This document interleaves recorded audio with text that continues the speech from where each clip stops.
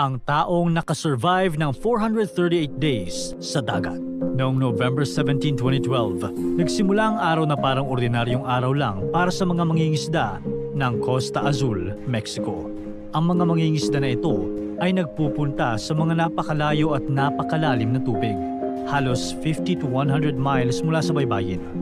Tinawag nila ang kanilang mga sarili na Los Tibuneros o Shark Hunters.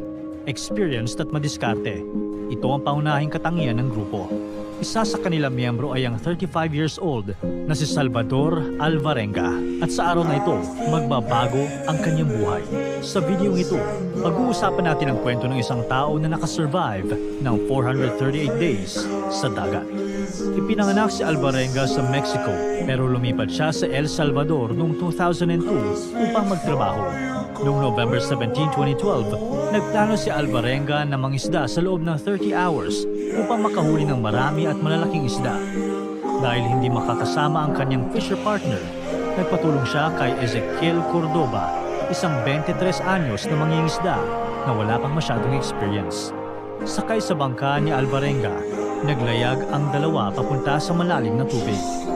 Bago pa sila nakaalis sa baybayin, nabalitaan na ni Alvarenga na may paparating na bagyo sa kanilang lugar. Ayon sa kanya, hindi siya natakot dahil ilang beses na niyang naranasang maglayag at mangisda habang bumabagyo. Nagulat ang dalawa sa lakas